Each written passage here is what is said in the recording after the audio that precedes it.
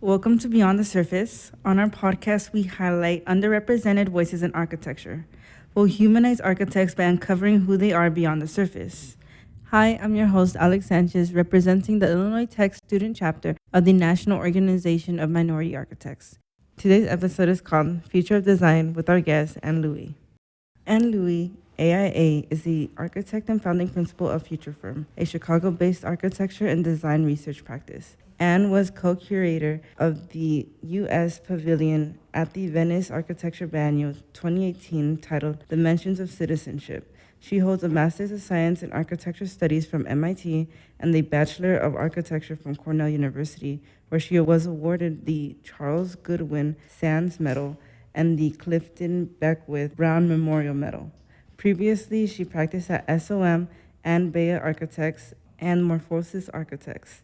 In 2018, Anne was named New City's Designer of the Moment and Crane's 40 Under 40.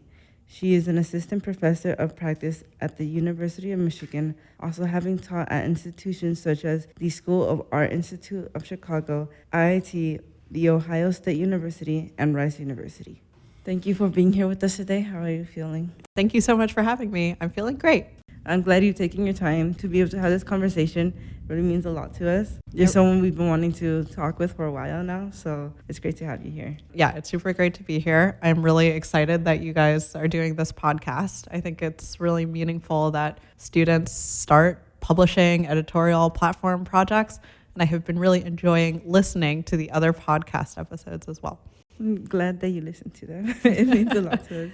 Let's get started with your first question. Can you tell us a little bit about your background and how it shaped your identity? Yeah, I was born in San Francisco. Sorry, I don't know how far back to start. I was born in San Francisco. My parents are immigrants, so they grew up in Hong Kong.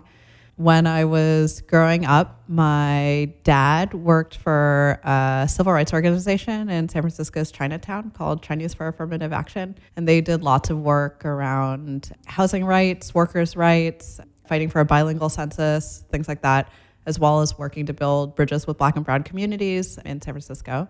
And my mom was a public school teacher, teaching everywhere from kindergarten all the way up through high school, where she taught for most of my life, teaching both Cantonese, Mandarin, as well as English as a second language. Eventually, my dad started his own business. So he was a translator, and he worked with a lot of the same nonprofits that he was working with when he was working at the civil rights organization. I think when I was in high school, I thought to be an architect was to be totally different than what my parents did. I was like, I'm going to be totally different from you guys. I'm moving to New York. That's where I did undergrad, and go my own way. But now I really reflect on it, and I find that I am doing many things like in the context of my parents' work. So at Future Firm, we work for nonprofits. We think about the role of architecture through the lens of advocacy and activism. And then also I'm a teacher, right? So I'm also an educator. And I think realizing that in the end, the apple doesn't stray so far from the tree, or you end up the way your parents, I don't know, for me at least, like my parents shaped my values and the way I approach work in a very kind of specific way. That's something I've been thinking about lately. So can you talk a little bit about your path to architecture? What made you want to go into architecture? Yeah, it's a good question. It was funny because I was listening to your interview with Brian earlier today, and there are certainly many people that we know in architecture who they were around architecture and building and construction from when they were very young. And I was trying to think if that was the case for me. When I was younger, I actually don't think I had any knowledge of architecture. Like my parents didn't know architects. We didn't know any builders. In some ways, most people engaged the other licensed professions like doctors and lawyers, right? But many people never meet an architect or work with an architect their whole life. So I didn't really know about the work. But I think I was always interested in cities and now what I would think of as the built environment and the ways people come together. And I think because my dad was working with questions of workers' rights around the construction of a new hotel in Chinatown and around housing justice, like the rights of folks who are renters in San Francisco, the kind of ways that the built environment intersected with people's lives really has always been a part of my life. And then in high school, I went to like a technical high school where half your day you did academics and then half your day you did like wood shop, metal shop, glass shop, and there was also drafting. And I had this teacher, Garanka Polyak Hoy, who was an architect. And she inspired not just me, like she has inspired many generations of people who went to my high school. To this day, I will still meet architects like in other firms or at other fields who went to my high school and were influenced by her. So it's like proof that one educator can make this incredible impact. But the class was called Drafting and Design, but really it was much more expansive. Like she really introduced me to the power of architecture, or how to be passionate about it, or thinking about architecture in a whole range of different ways. So because I was inspired by her, then I applied to Cornell for architecture, and that was the beginning of everything else. Wow. I feel like you've already mentioned too, like having your family and your teacher as like mentors to guide you through your path to architecture. Do you think all your mentors and role models, looking at the impact that they've had on your life, do you think that that's the reason why you became a teacher? Oh, that's such a good question. Yeah, I think it's such a good question, and it's a hard question. I think you're right that mentors, parents, people who were further along than me have helped so much, and you don't really realize it in the moment. Like in the moment, you're just like, oh, I have a question about this thing, or I need help with my studio project, or now it's more like I have this question about business or pursuing a project or how we deal with this consultant or insurance or whatever. And Ann Bea, who I worked for in Boston, has become a real mentor to me and supporter of Future Firm. And every time, like every year, I asked her some question that I feel like totally panicked about, like, Ann, how do I deal with this thing? And she like gives me the cool, calm, collected response because she's seen it all come and go. She's like, oh, deal with it this way. And she's like, don't worry, next year you'll have a whole new set of worries. Like this thing you'll suddenly know how to do, but you'll actually have the next step of questions about growing the firm. So in a way, in the moment, I think as students or as young architects, or for me, like as an entrepreneur, you're so focused on like the problem you're trying to solve. And then you reach out. And then now that I reflect on it, those people had such a huge impact on me. And I was hugely lucky every step of the way that there was somebody who saw me and believed in me and gave me enough runway to fail. Because as a designer, that happens all the time, right? You try to do something, but it's not right the first time. It's not right the first 10 times. So at SOM, Brian, of course, then at Ann Bea's office, and even at Morphosis, Tom Main, I think, saw me and believed in me when he was my professor at Cornell. And then me and a friend went to work there over the summer. Even if the work you do with them is not the work that is symbolic for your work as an architect your whole life, somehow that they saw you and believed in you gives you a kind of confidence to keep going. And when they see you and believe in you and also support you in becoming something that's different from them, that's also, I think, real mentorship. Like, I think we've all known people, professors who are like, oh, you better do it my way, or you have to kind of go my same path. And that never feels true, right? Because it feels like it's about them and it's not you. But then you meet a few people in life who are like, yeah, I trust you and I believe in you, and like, I'm going to support you in what you say your goals are. And I don't know, I think that has, I think it's made all the difference. Did it make me become a teacher? I don't know. I still really feel like I'm growing as an educator, even though I've taught for 10 years now. I think I could be a better one now that you've asked me this, and I think about the ways that other people mentored me, and then mentors, they eventually become friends. It's like this weird thing that happens in life. I wonder, could I mentor more? Could I hear my students more and support them more in their long-term goals? I've tried to as much as possible. But you never know. It's kind of hard to see it from both directions. Like a lot of my students, they became friends. They went on to do their own kind of amazing work. I don't know, I'm rambling, but it's a good question, a hard question. With all these experiences, I feel like you were able to really get pushed in the right direction. I really liked what you said, how they encouraged you to do things that you wanted to do. They supported all your dreams, your ambitions, and they helped you find the platform rather than pushing on any other ideas. And I feel like that gave you a lot more freedom to grow. Yeah. Going from there, what made you want to start a firm? Because I know you talk about all this mentorship and everything you learned from your previous experiences. So how did that lead you to that decision? My partner and I met working at SOM. While we were there, I think we learned so much. And that's the case of any large firm, which is like, it's a university in a firm, right? Like you have everybody there who has like super deep specialty in X, Y, or Z. And in the case of me and Craig, I think Brian and others there gave us a shot and gave us a chance to design and grow and learn. But I think while we were there, we often, and this is why Future Firm is called Future Firm, we would always say, like, at the Future Firm, we'll do it this way, or we'll do it a different way.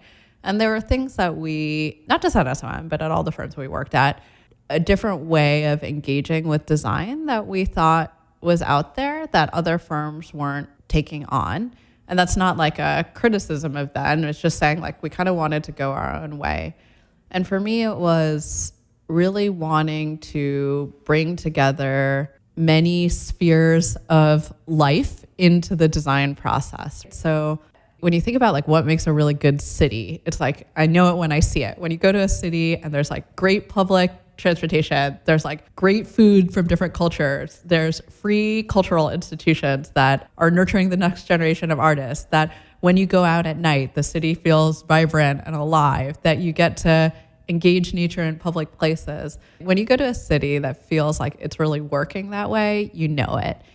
But I didn't think that architecture was enough. I think we really wanted to do design where that was like explicit goal of what we were doing, that every project that we would work on would contribute to this kind of, we call it the messy vitality of cities, which comes from this quote from Venturi Scott Brown, that we should try to maximize diverse ways of living, like the most different ways of living per square mile possible, that should be something that architecture can contribute to.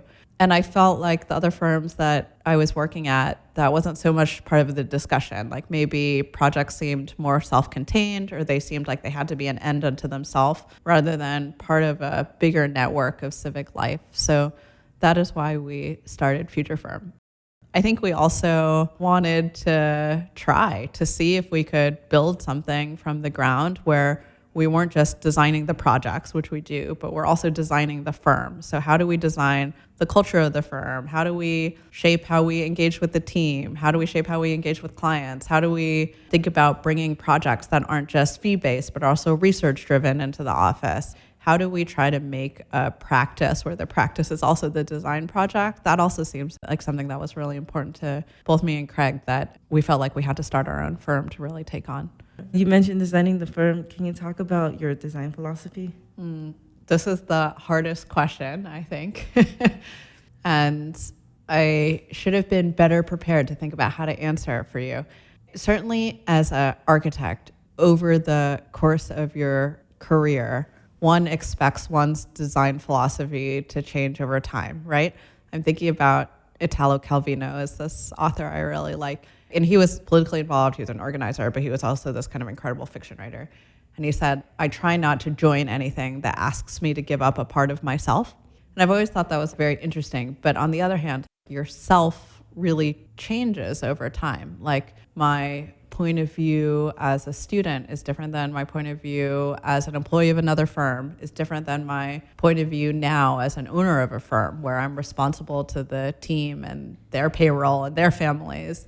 And it's different from my role as an educator. And now I have a toddler. It's different from my point of view as a mom. So in a way, my own point of view has changed a lot. And I think the design philosophy has changed a lot along the way. There are firms, certainly, like when I worked at Morphosis, when there was a formal strategy, and that formal strategy was about creating spatial diversity and spatial difference, and was also about, I think, kind of like feats of construction. Like I think Tom is a really incredible builder, and when you walk into a Morphosis building, it's like no space you've ever been anywhere else on earth, and that is something that's quite magical. Craig and I have found that creating a formal strategy isn't something that we're as invested in. Maybe partially because so many of the projects we do are adaptive reuse projects, they're in existing buildings, or they're working with organizations that have very specific requirements about how their spaces are used or work together. Maybe there's not as much room as there could be in other kinds of projects for that kind of formal expressionism. For me, the philosophy has more been about what I talked to you before about, this idea of creating maximum diversity in cities through vibrant design. So every project always wants to come back to that in some way. How does it become bigger than itself and not just support its own vision and its own ends, but become a part of a bigger network? And how can design work to do that? For example, we are working on this project, Revolution Workshop, which is a nonprofit that supports folks from underserved communities going into the construction trades. And in that project, because they have so many amazing relationships with general contractors and builders from all over the city because of the work they do, we're working with them to integrate those donations into the design itself. So the design has actually changed in order to incorporate folks from the workforce training organization, from their partners. And so in a way, when it's built, it will almost be like a manifestation of their network or their community rather than my design vision, which like at some point is not really, I think we contributed our expertise in terms of the plan layout, in terms of the building systems coordination, in order to understand how the space could really sing. But it is ultimately their whole community that is coming together to do the project, and our work is really about translating that into architecture. So I don't know, maybe that was a roundabout way of saying I try not to show up with a design philosophy, but instead we try to listen to the projects, which includes the clients, but also includes their communities and their bigger stakeholders, and we try to find a way that that can land in architecture through the design work. That's a really good response. I feel like we got there by the end. Yeah. At the beginning, I don't know. Yeah, that's a really good response. I really like that. I feel like in school, we make projects that don't really have a user. It doesn't feel like we're designing it for anybody because we kind of aren't. So we don't put attention too much on who's using the building other than like a little bit of research on the community. And I really like how you said that you kind of let the community design it. You translate it into a building. And I feel like that translation is very important because I know in our past episode with David Scully, he talks about building the trust between people and the architect. And I feel like what you were saying really speaks to that type of work. Yeah. I think school is so hard in that way, right? Because like as a student, you're learning. So as a teacher, you have to balance the desire that your students learn and grow through the project. For me, like you said, it's very hard for me to design without a client. Like it would be very hard for me to make a formal strategy in isolation. On the other hand, I know that so many of our clients who are nonprofits, who are community-led developers, who are small business owners, when they decide to do an architecture project, that is a huge investment for them in terms of time, in terms of money, and in terms of the trust that they give to you as the architect. And so I would be wary of, for example, asking those partners to then also give extra time to engage students if that is also like a teaching role. I feel like anytime I engage folks who are outside the academy, I want to make sure there's an opportunity for them to be compensated, right? For them to be credited for their time and knowledge. It shouldn't be that we ever use projects as props. Like we would have to, as students and as teachers, be like giving something meaningful back to that opportunity. I guess one of the things that's been important to me is like, how do we value everyone's time, and that is a form of respect that is very critical and is also part of the learning process. I don't know, it's just something I've been wrangling with as a teacher because like you said, I think it's very hard to design in isolation, but the second that you engage, a whole range of other questions emerge that bring up like what I'm sure David is talking about, like in terms of trust building, like how do you do what you say you're going to do? How do you engage without being extractive? How do you make sure you're leaving something better than when you showed up? Those are all questions that I think are really critical, and they work in tension with the way that the academy usually works, which is kind of in isolation. Okay, so we're going to move on to another question. Yeah. What have been your biggest challenges of owning a firm? Yeah, what isn't a challenge? We're coming up on 8-9 years now, and it's been an incredible journey, and I think journey is the right word to describe it. Somebody told me that firms don't grow linearly, but instead they grow in steps. So you're kind of chugging along, and then suddenly you go up very dramatically, and then you're chugging along and you go up dramatically. That means in the periods when you're leveling up, there's a lot of growing pains because you don't know what you don't know, and you don't know what's in that next level. So in the beginning, it was just me and Craig by ourselves doing projects when they came to us, but mostly we were teaching. And the pressure was, I would say, like fairly low. And the things that we were really learning about were how to do business. But then as the firm grew and we took on team members, and now we're a team of 10, that sense of how we work with other people, how we elevate the voices of the folks on the team, how we work collaboratively, how we make sure that we're more than the sum of our parts.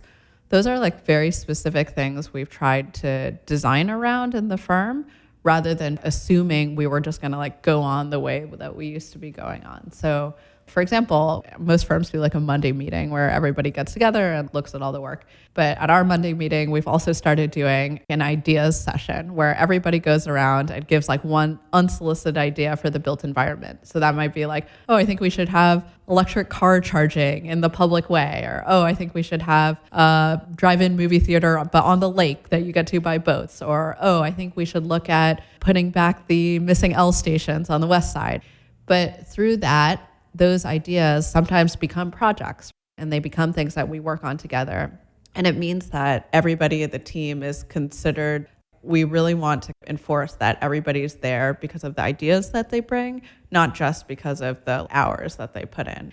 But we've also tried to, we have this thing called a Culture Vultures Fund, where if you work at the firm, you get $500 every year to do anything you want as long as you come back and report about it to the firm, like at a lunch and learn. So you can go to an exhibit, you could fly to go see a building, you could go to a Michelin-starred dinner with your significant other. And the reason we do that is because for us to be at the kind of forefront of culture is something that's really important to the business. Like when our clients come in and they're going to start the coolest bar on the South Side, or they're going to try to change the way a big corporation engages with folks who are previously retail shoppers but now don't want to go into a store to buy something because everybody buys everything online.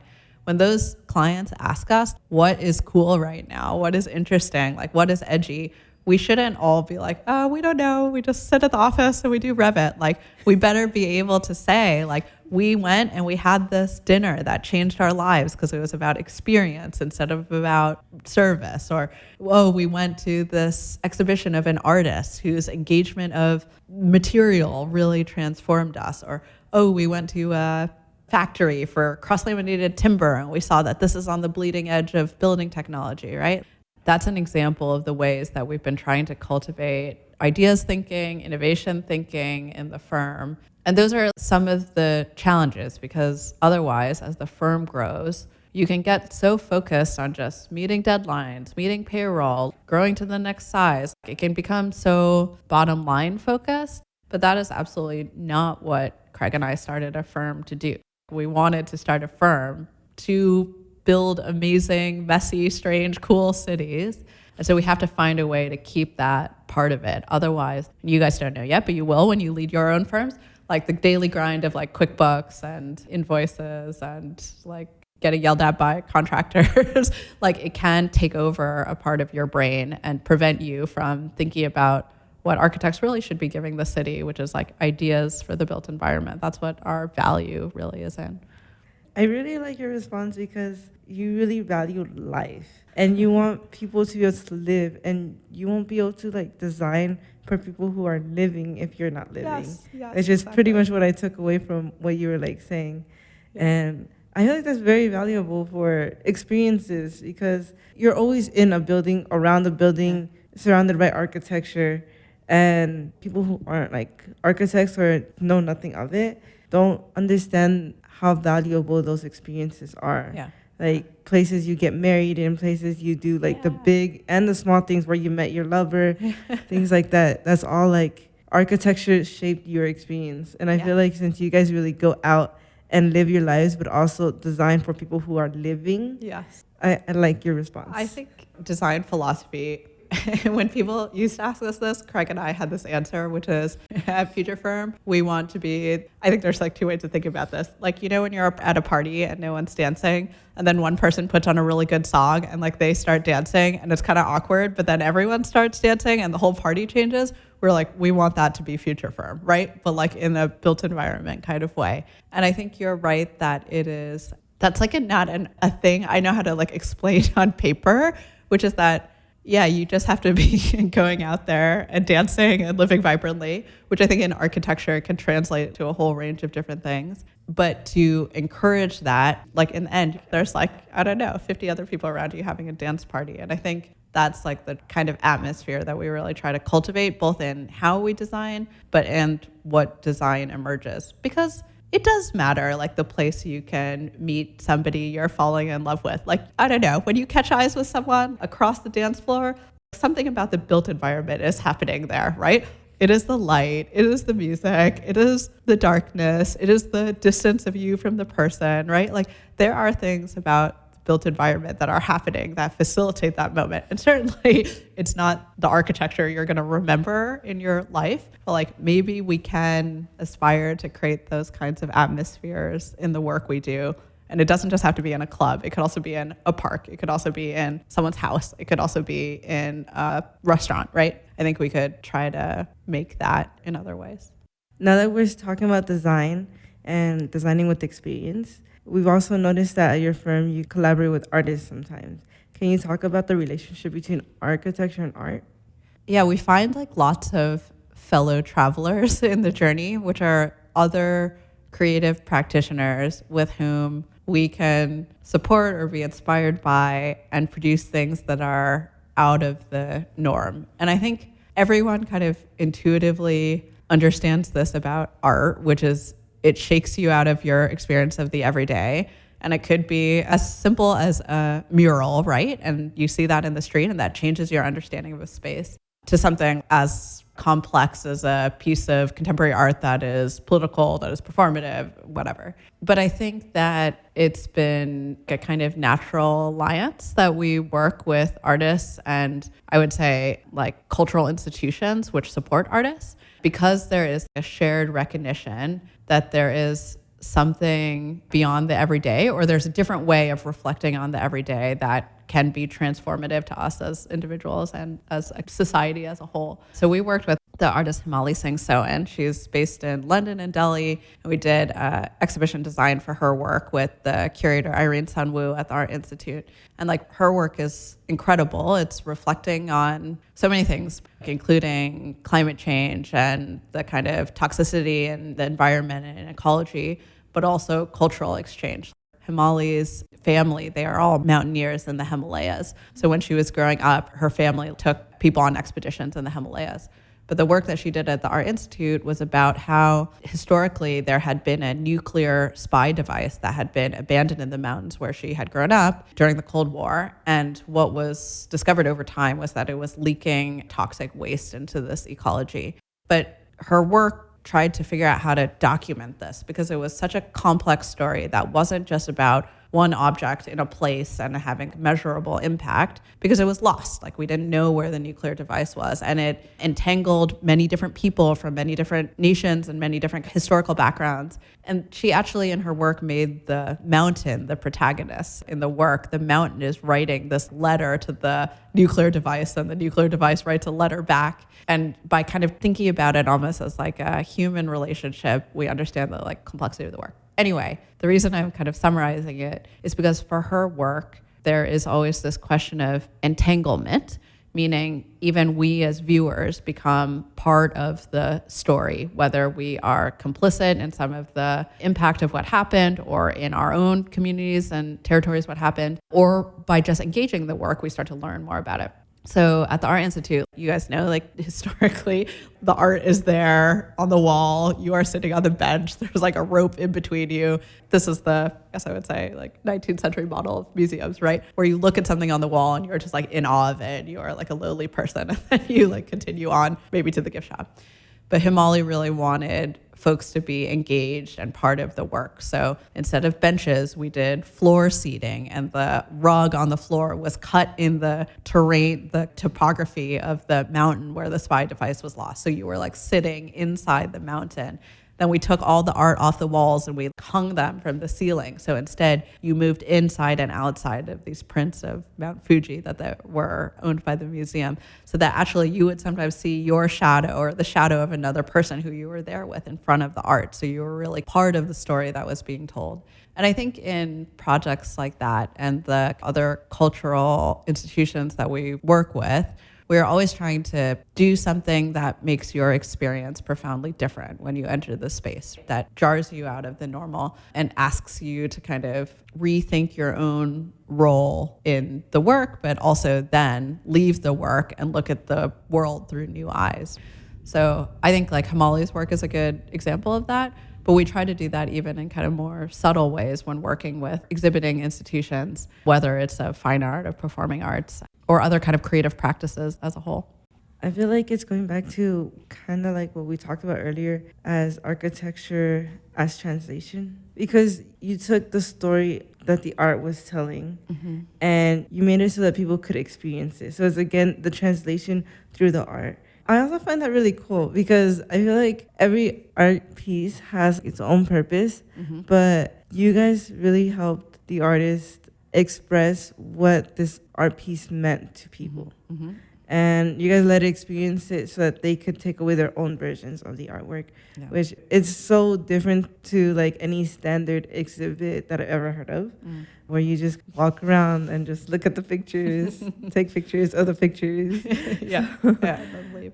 Hamali really led that vision, and I think my sense of her is that she's always been, I know interdisciplinary is such a kind of word, but she was trained as a poet. So she writes, but she also does performance art, and she is traveling and she's making music with her partner, music that comes from the places that she's studying or exploring. For her, there are kind of no bounds to the practice. It's not like, oh, you just paint and then you put the painting on the wall.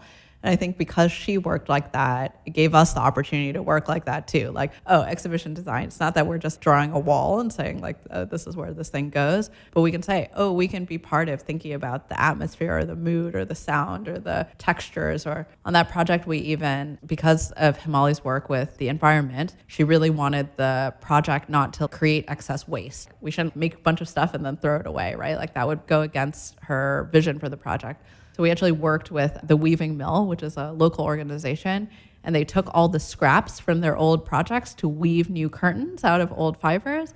And then those curtains had a kind of glitchy pattern in them that reflected some of Hamali's questions about transmission and static. And then those curtains became like a kind of recycled element that then also went on to be recycled. So I think as architects, sometimes we think only about the outcome of a project, but really we can also be involved in the way materials are sourced, where they come from, where they go, and try to build creative collaborations around those opportunities. The Weaving Mill is actually run by Emily Winter, who I mentioned went to high school with me. So that's like an example of another kind of weird way that the work that my mentor teacher did in high school has actually spread quite wide and come back in unexpected ways. It's interesting the way that you look at architecture because you take all these experiences and you don't express architecture as just a building. You express it more as an experience, as adventure, living, art.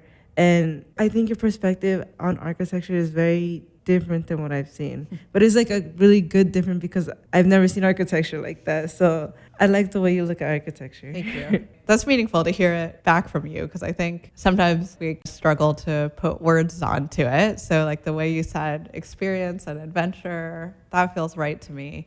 I think when I was in grad school, and this is more on mentors. A mentor that I had in grad school, Gediminas Urbonas, is a Lithuanian artist. And he just turned my world upside down in how he introduced me to art practice. He said this thing to me when I started TAing for him.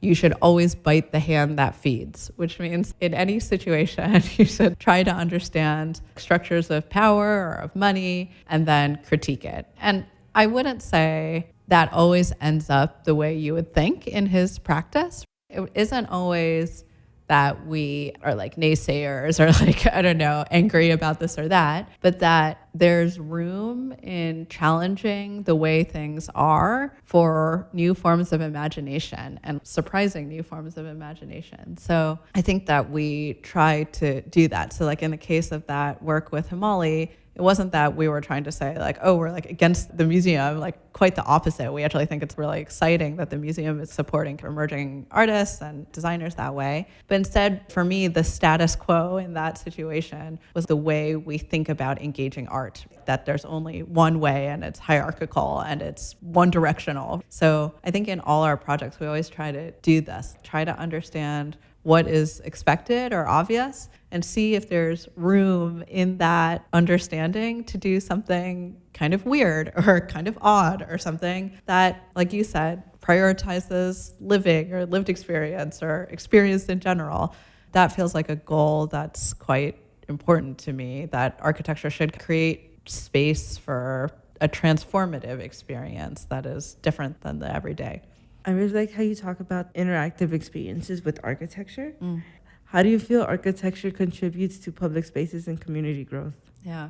There are as many different definitions of public space as there are architects. Of course, there's the most common definition, which is what we think of as like the town square or civic square, state-owned by public entities that in theory is shared. But there are certainly like many philosophers and thinkers who argue that public space is anywhere that you behave publicly. So if you have a protest in a mall, that is public space. If in a school you are creating an organization that is building a platform for uplifting different voices, that is a form of public space, like this radio station is a form of public space, right? Or if in your living room, you're hosting a mutual aid organization where you and your neighbors come together to support seniors, that is public space, even though it's in a private house. And I do think that that is really how I think of it still, and how I think our work tries to amplify other people who are doing that work. And a lot of that work is in community development. So you could be a restaurant owner, like our clients at Bronzeville Winery. You wouldn't traditionally call a restaurant public space, right? Privately owned building, leased to a tenant, owned and operated by a private business. But it is public space if you've been to Bronzeville Winery, because you know that on weekends there is a prolific DJ and like everyone from the neighborhood comes and hangs out. You know that they are hosts to political organizing where folks are trying to build community development and activate spaces on the South Side. In that sense, to me, even working on a restaurant is helping to build public space if the clients that we work with and support have like a more expansive vision of what place can be. We've been really lucky that all our clients, I think, share that vision with, I don't know, maybe it's that they share that vision and we have that vision and then we come together because we have the same interests. I think we've been really lucky to support folks who are working in both areas that you would traditionally think of as being community development driven, like affordable housing or nonprofit social services amenities or like parks, right? But also all the spaces that go along with that to make those amazing. So bars, restaurant, retail spaces owned by small business owners, cultural institutions, amplifying the voices of creative practices.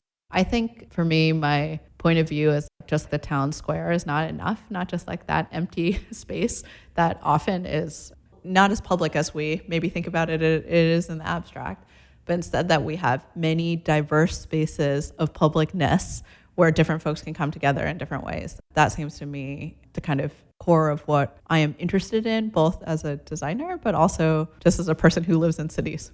I really like how you talk about public space because, well, when I think of public space, I think of more places like museums, community centers, things like that. But you pretty much talk about public space as where people gather. Yeah. And that's a whole different way that I've ever been taught. Yeah. So it's interesting to hear the way that you see public space and how architecture does contribute to that.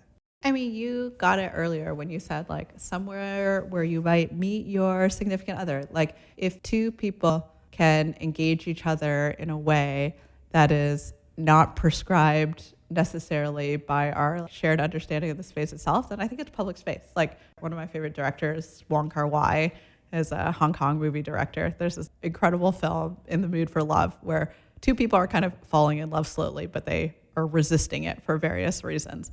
And they're both married. This is why they are resisting it. And they resist it through the course of the whole movie. But they can't meet at home because they're actually neighbors. So they try to meet kind of in different places in their neighborhood by accident. So she'll go down to the noodle shop to like get noodles, and then he knows when she goes. So he goes and he kind of walks by and they look at each other and maybe they kind of like brush hands or shoulders on the stair, right? Or they meet each other on the way home. So suddenly all those spaces as well, like the noodle shop, the bar, the stair, the alley, like those spaces are all public, right? It's part activated because of the way that they engage each other. So I think For me, it's not just, can be spaces of organizing, can be spaces of gathering, but also can just be like spaces of encounter in general. And that's maybe not so much shapes how I think about things as an architect, but maybe also shapes just like how I think about a person. Yeah, like you said, like as a resident in a city, and how I think about which spaces matter most. It's not necessarily the spaces we immediately think are the places where kind of exciting encounters are happening. Yeah, I really enjoy our conversation. I have a few more questions before we end. Yeah. What advice would you give to young designers? Yeah, it's funny that we started this conversation talking about mentors and now are kind of circling around back. You know, it's funny, Linda from our office, who I co-lead the firm with her and Craig, and she was on this podcast before. She said to me the other day, she was like, you know, the way I think about it is just you wake up, you work every day for 8-10 hours, whatever, and you go to sleep. And if you do that every single day, eventually good things come to you and change happens, you know? And on one hand, it's like kind of relentless. I don't think she means like weekends. I think she means like, you know, weekdays. But I think she's right, which is that you have to stick at it. And when I first moved to Chicago, my friend Iker Gill and I did an interview with Stanley Tigerman, who is a big supporter of younger architects. And he said something like, to be in this business, you have to have a really strong backbone, because the field can really, and I think he used a swear word here, but I think he said the field can really beat the crap out of you. And so you really have to have kind of thick skin in order to be able to keep going. And I think that he is right, and Linda is right too, which is that in many cases, the field of architecture is a little bit of a test of endurance. And I say that because the discipline, both in education and in practice, is substantially flawed. And anybody in this discipline can tell you that. Architects are undervalued, our work is not kind of understood broadly, our agency is being diminished year by year through kind of like structural and contractual reasons. Certainly architects have, because of that, I think like less and less agency in construction and the vision of buildings and the direction of cities overall. And we know, as like in school and in firms, certainly the profession and the discipline of architecture is not very diverse and could be dramatically improved by amplifying voices that are not the voices that have been amplified for the past few hundred years, right? So those are all real flaws that day to day or week to week can just feel like they murder you. And as a student, you feel it. And as a practitioner, you feel it. And then eventually as a firm leader, you feel it, which is like sometimes you're like, oh my God, the obstacles that are surmounting are so much more than what I can find my way through, right? But Linda and Stanley are right, which is like you get up, you keep working, you do a little more, you say into the public realm the things you believe and the things you want and the things you want to fight for.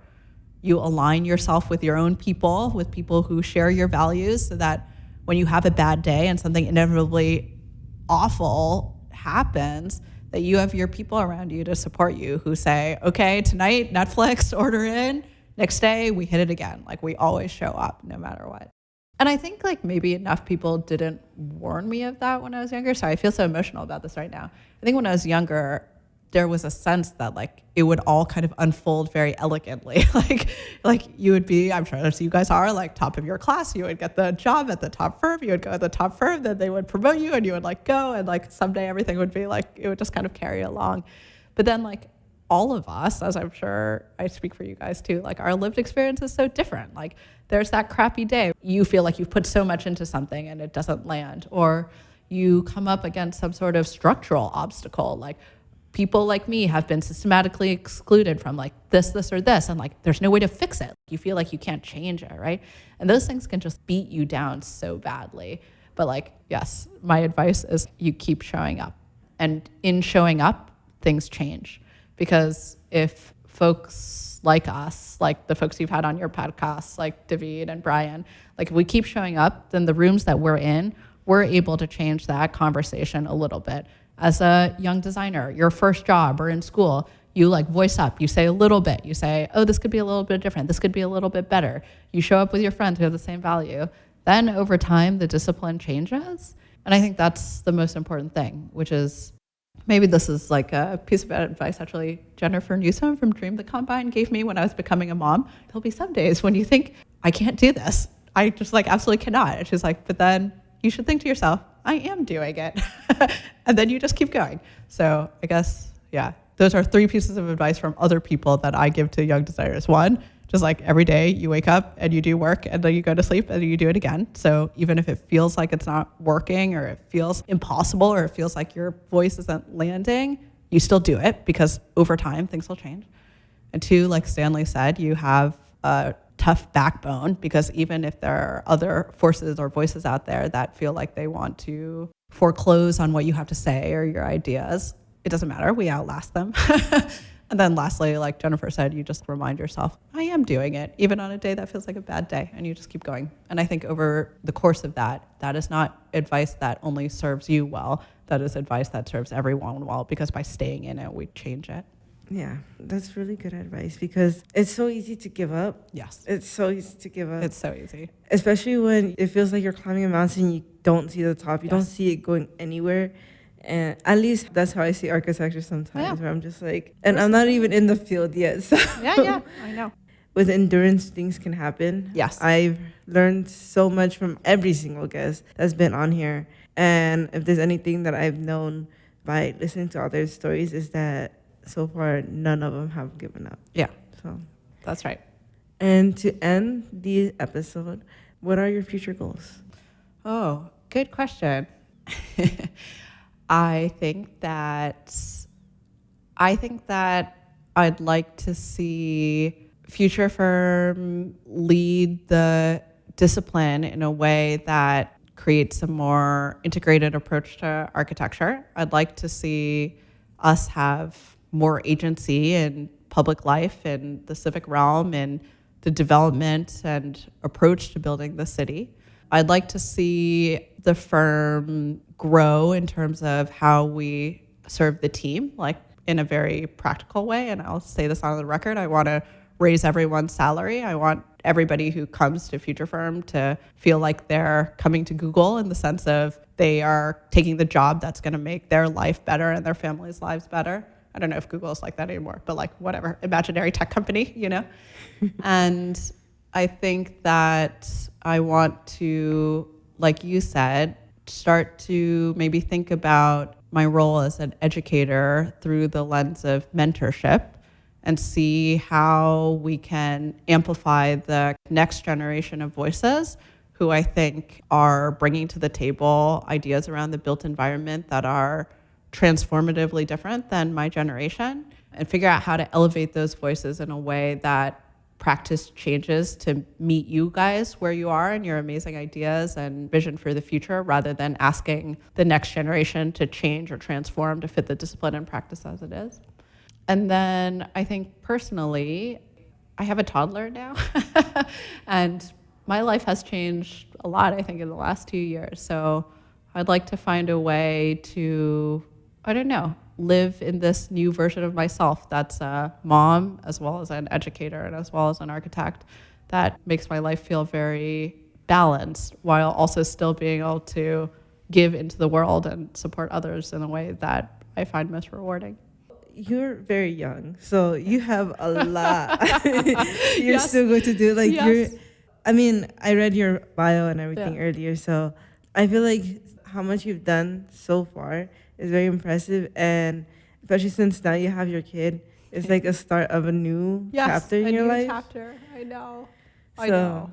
I think it's funny you said, I was listening to some of your other interviews, and it's people who are kind of reflecting on the end of their careers, right? They've been in the game for 30, 40 years. And, you know, I guess it's been 10 years since I graduated from grad school, so out from my last terminal degree. And things have, I think, changed really dramatically. So you're right that things change really fast, and each chapter is totally different in a way that you really can't foresee from the previous one.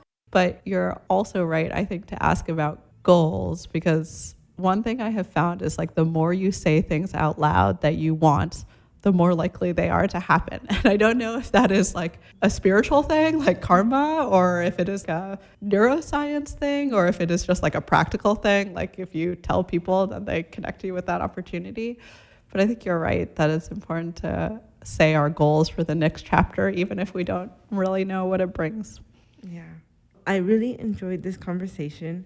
I learned so much. Thank you for being here with us today. Be able to have this conversation. Yeah, thank you for your wonderful questions and thoughtful listening, and also for your work on the podcast overall. It's really important. Thank you. It's been a year, and I'm really happy because of how much work we've done. Keep going. Keep going. Yes, that's really important. Thank you. I want to thank everyone who's listening. We release our episodes monthly. You can find us on your favorite podcast platform. You can also follow us on Instagram at beyondthesurface_Nomas IIT. I want to thank our producer, Kayla Kwok, and the Nomas IIT team for making this podcast possible. Thank you for listening to this episode of Beyond the Surface featuring Anne Louie. Until next time, goodbye.